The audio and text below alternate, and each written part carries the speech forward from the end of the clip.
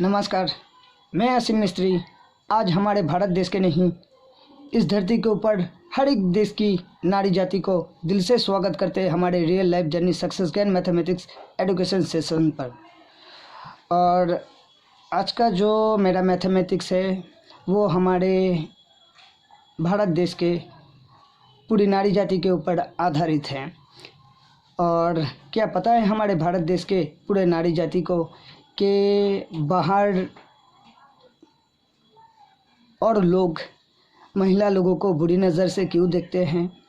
आए दिन महिला लोगों के साथ बलात्कार या फिर धोखेधड़ी ये सब क्यों होता है। और ये जो बलात्कार करते हैं इन लोगों का जन्म कैसे होता है, इसी के ऊपर कुछ डिस्कस करते हैं। और इससे पहले मैं आगे बढ़ूं, हमारे भारत देश के पश्चिम बंगाल के माननीय मुख्यमंत्री जी ममता बंदोपाध्याय और हमारे भारत देश के प्रधानमंत्री जी को भी स्वागत करते हैं हमारे real life journey success gain mathematics education session पर। और सबसे पहले तो मैं कुछ चीज़ दिखाना चाहूँगा हमारे भारत देश के 120 करोड़ आम जनता लोगों को, जो मैंने इन पूरे लॉकडाउन पर यूट्यूब चैनल पर फॉरेनर जियोलॉजिस्ट सर लोगों का वीडियो नोटिफिकेशन आया था रॉ मिनरल जेमस्टोन और मेटल के ऊपर। और मैंने काफ़ी सारे ऐसे रेयर रॉक मैंने माइनिंग किए हैं। और जहाँ तक मैं जानता हूँ इस रॉक का नाम है सेरेंडिपिटी। और जो इसका मार्केट प्राइस है दिखने में तो यही आया गूगल पे स्टडी करने के बाद कि 200 मिलीग्राम एक जेमस्टोन की कीमत है $1.8 मिलियन से लेके $2 मिलियन तक। और इन सब चीज़ों के बारे में हमारे राज्य के सरकार को, पुलिस डिपार्टमेंट, यहाँ तक जियोलॉजिकल सर्वे ऑफ इंडिया में भी जाकर मैंने इसके बारे में बताया। और ये कुछ मेटल है, अभी ये प्लैटिनियम है या फिर गोल्ड है, इसमें मिक्सिंग मेटल है, ये भी मैंने पहले बताया था। और सबसे पहले तो हमारे राज्य के डिपार्टमेंट से मैं कहना चाहूँगा, इसके वास्ते भी मैंने नरेंद्रपुर पुलिस स्टेशन काफ़ी पहले जाके रिपोर्ट करवा के आए कि ऐसे मेरे पास कुछ रेयर मिनरल और मेटल कुछ है जो सरकारी संपत्ति है, मैं सरकारी कस्टडी इसको जमा करना चाहता हूँ। पहली दफ़ा तो काफ़ी बार मुझे घुमाया, बाद में मुझे मजबूरन बारुईपुर एसपी ऑफिस जाके वहाँ पे डीएसपी सर के साथ बात करने के बाद मुझे नरेंद्रपुर पीएस में भेजा आईसी ऑफिसर के पास। उनके पास भी लगातार 4-5 दिन जाने के बाद फिर मुझे लिख के जमा करना पड़ा और उसका भी रिसिप्ट कॉपी है मेरे पास। और मैंने जो ये अंडर वाटर वोल्केनिक जो इतने भी सारे रॉक माइनिंग किए हैं, मेरे पास प्रूफ भी है, क्योंकि मैंने खुद घर पे ही हाथ पर एक पत्थर को तराश के प्राइवेट लेबोरेटरी जाके टेस्ट किया जो नेचुरल मूनस्टोन निकला। और ये बात भी नरेंद्रपुर पुलिस स्टेशन जाके मैंने बताए थे। अभी हमारे देश के इन नेता मंत्री लोगों को एक बात कहना चाहता हूँ, जो लोग सुरक्षा के साथ जुड़े हुए हैं, अगर वही लोग कोई इन्फॉर्मेशन सरकार तक पहुँचने नहीं देती है या फिर गवर्नमेंट तक पहुँचने देती है, तो ऐसा रूल डिसिप्लिन का मतलब क्या होता है मुझे पता नहीं है। और अभी जो मैं कहना चाहूँगा, हाल ही में 1 नवंबर से मेरी वाइफ और मेरा एक 3 साल का बच्चा मिसिंग था। उसके लिए मैं काफ़ी परेशान भी था। अभी जो मेरी मैथमेटिक्स से थोड़ा हटके हैं, रेखा जी, हमें पता नहीं कि हमसे ऐसी कौन सी गलती हुई थी जो आप हमको बिन बता के चल दिए। शायद आप मुझे सज़ा देने की कोशिश कर रहे थे। दरअसल मेरी मैथमेटिक्स ये कहती है सज़ा मुझे नहीं, सज़ा आपको मिल रही है। दरअसल यहाँ पे जो हम लोग आए 2 साल हुए हैं। 2020 में हम अपने घर में आए और एक ज़्यादा पढ़ा लिखा लड़की नहीं है, घर में रहती है, मम्मी पापा के पास भी उतना नहीं जाती है। अब जब यहाँ से बिन बता के चल दिए तो किसी ने मुझे बहकाने की कोशिश कर रहा था। आई होप आपको शायद पता भी है कि आपके पुराने पति के फेसबुक प्रोफाइल पर आपके बच्चे के फ़ोटो के साथ आपका फ़ोटोज एडिट करके डाल के मुझे गुमराह करने की कोशिश किए थे। कि आप आपके पहले पति के पास चले गए हैं। अगर आपको जाना है तो आप जाइए ना, हमें क्या लेना है इससे, हमें कोई लेना देना नहीं है। और मैं काफ़ी परेशान भी हुआ था। आपके दीदी को भी इस बारे में पता है, आपके पूरे परिवार वालों को भी पता है, आपको भी बहुत खूबी पता है। और एक बात मैं ये कहना चाहता हूँ आपसे, जिन लोगों ने आपकी मदद की है, अगर मैं उसकी ऑपोजिट साइड जाता हूँ ना तो शायद आपकी ज़िंदगी खतरे में आ सकती है। इसलिए मैंने कभी कोई पार्टी पॉलिटिकल का सहारा नहीं लिए है। हमारे देश में कानून है, शायद आज लेके 18 दिन हो रहे, पुलिस कोई इन्वेस्टिगेशन नहीं की है। जिस नंबर पे आपने कॉल किए, लगातार कॉल किए, काफ़ी दफ़ा कॉल किया, आधा घंटा तक बात की है, वो नंबर भी मैंने पुलिस को दिया, ना वो ट्रैकिंग पे दिया, ना पुलिस डिपार्टमेंट कोई मेरी मदद की है। और एक बात कहना चाहूँगा, ये जो अब बच्चे को लेके चले गए हैं, मुझे उससे कोई लेना देना नहीं है। और एक बात और कहना चाहता हूँ, आज लेके 18 दिन हो रहे हैं और उनके मुंह से एक बार भी माँ शब्द नहीं आया। और ताज्जुब की बात यही है कि मैं 10 साल घर से बाहर रहा, लेकिन अपने माँ के प्यार के लिए मैं तड़पता रहा। और एक बच्चा मेरे पास आप छोड़ के गए, ये बच्चा एक बार भी माँ के लिए नहीं तड़पा, नहीं तरसा। मैं सोच के हैरान हूँ। और महिला लोग ही माँ होती है, ये तो मुझे बहुत खूबी पता है। आप वैसे भी पहले एक बच्चे को छोड़ के आ गए, फिर हमारे पास से एक बच्चा को बिन बोल के लेके आप चले गए। आपके मम्मी ने फिर बाद में हमको बताया जो नंबर था वो आपके ससुराल वाले का है। आपके मम्मी झूठ काफ़ी बढ़िया बोल लेती है और आपके दीदी को भी काफ़ी कुछ सिखाया, आपको भी काफ़ी कुछ सिखाया। अब यहाँ से जिन लोगों के साथ बातचीत करते थे उन लोगों से भी काफ़ी आपने एडवाइस ली है। और सबसे बड़ी बात है, जिस नंबर पे कॉल किया था उसमें जो नाम दिया था सुदामा दास, और उसका जो मेल आईडी था वो ढाली, और पूरा फुल कॉन्टैक्ट नंबर देके जीमेल आईडी वो नया है, एकदम नया है। और वही नंबर हम नरेंद्रपुर पुलिस स्टेशन में जमा किए हैं। और एक बात हम बताते हैं जो आपके माँ ने बताया, शायद बाद में मुकर जाए इससे।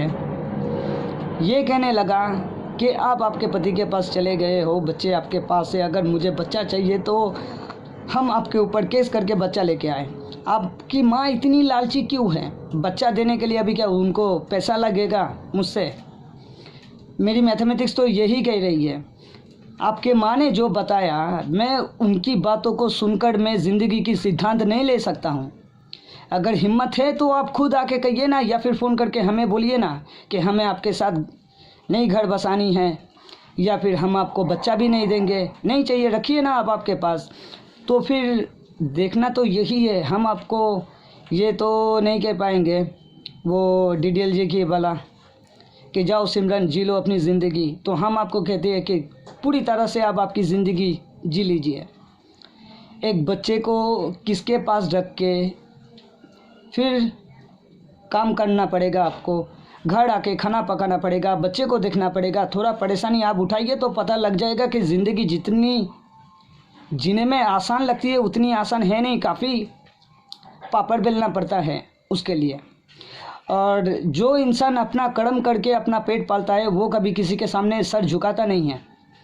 शायद आप ये नहीं जानते हैं। आपने देखे थे कि जब मैं सुभाष ग्राम पे था, वहाँ पे मैं घर का सारा काम खुद ही कर लेता था।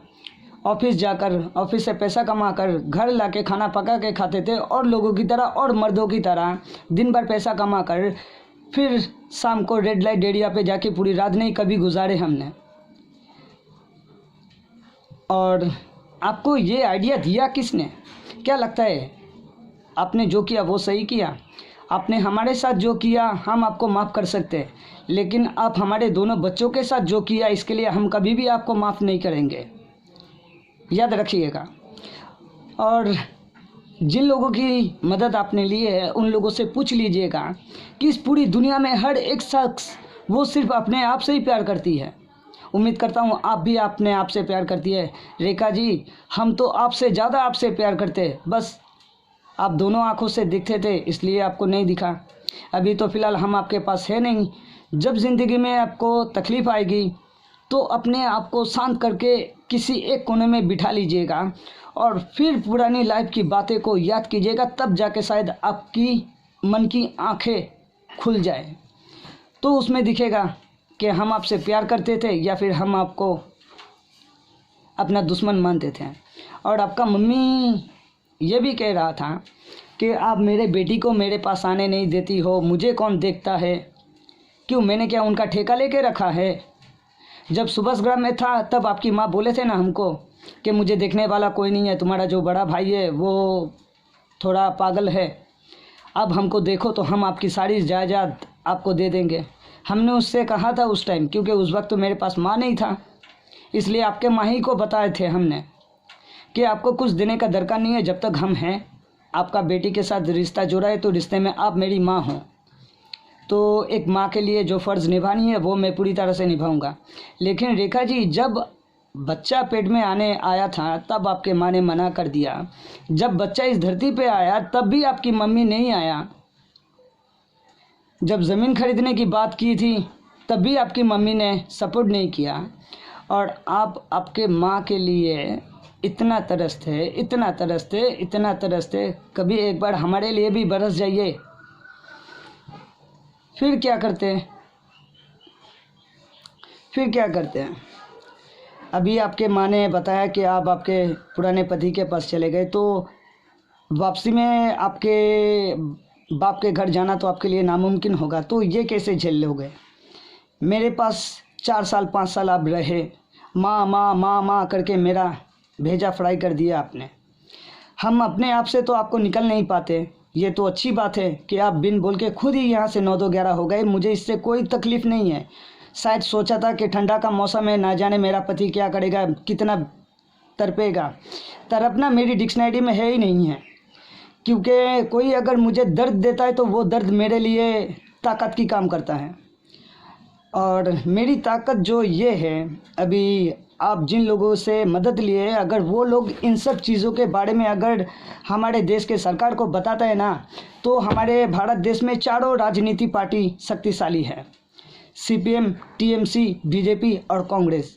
अगर ये चारों एक साथ अगर मिल जाए तो मैं देश के लिए कुछ बोलना चाहता हूँ, लेकिन अलग से किसी पार्टी के लिए मुझे कुछ भी नहीं करना है, क्योंकि मैं पॉलिटिशियंस के साथ जुड़े हुए नहीं हैं। वरना कब क्या पॉलिटिशियन के पास जाके आपको वापस लाने के लिए या फिर आपको ढूंढने के लिए कोशिश कर सकते थे। अगर वो करने जाऊं तो आपकी ज़िंदगी खतरे में आ जाएगी। और आपका जो मम्मी है उनको बोलिए ज़िंदगी में पैसा कमाने दीजिए, इतना पैसा घर पे छोड़ के आएंगे जो खा के कभी ख़त्म नहीं कर पाएगा, वादा करता हूँ आपसे। उम्मीद करता हूँ थोड़ी परेशानी आप भी झेल लीजिए, और जिन लोगों से मदद ली है बेफिक्र रहिए। आप केस करने की बात किए थे आपके मम्मी ने, ज़रूरत पड़े तो आपके माँ के ऊपर और आपके ऊपर लड़के को ज़िंदगी के साथ खेलने के लिए जो गलती की है आपने, पहले एक शादी किया, बच्चा छोड़ दिया, फिर दूसरे के साथ आए, उसे वो छोड़ के आपको चले गए, मेरी ज़िंदगी में आए, 2 बच्चा लेके, एक बच्चा को छोड़ के एक बच्चा को लेके चले गए। ये इंसानियत है? ये आप माँ कहोगे अपने आप को? और जिन्होंने आपको जन्म दिया वो बोलेगा कि मैं माँ हूँ? कैसे माँ हूँ?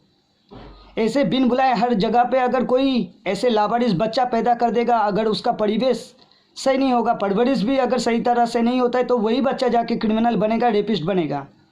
और ये जो राजनीति के जो नेता लोग हैं, उन लोगों को थोड़ा बहुत पैसा देके खरीदने के बाद उन लोगों से गुनाह करवाता है। ये जो 75 सालों से राजनीति का मेला लगा के जो खेल रहे हैं ना आम जनता लोगों की ज़िंदगी के साथ, और मैंने जो हिस्ट्री ऑफ भारत का खजाने को स्टडी किया, जो माइनिंग किए हैं मिनरल और मेटल, तो इन लोगों का राजनीति का किस्सा ही ख़त्म हो जाएगा। और शायद पुलिस डिपार्टमेंट अब तक मेरी केस की इन्वेस्टिगेशन इसलिए नहीं किए, शायद मैंने उन लोगों को पैसा नहीं दिए हैं। 18 दिन हो रहे हैं, एक 3 साल का बच्चा है, अगर उससे कुछ होता है तो इसके लिए जिम्मेदार कौन होगा? हमारे राज्य के मुख्यमंत्री, हमारे देश के प्रधानमंत्री, या फिर जिन लोगों ने आपकी मदद की है वो लोग? अपने आप से पूछिएगा रेखा जी। तब तक के लिए फिर मिलते हैं।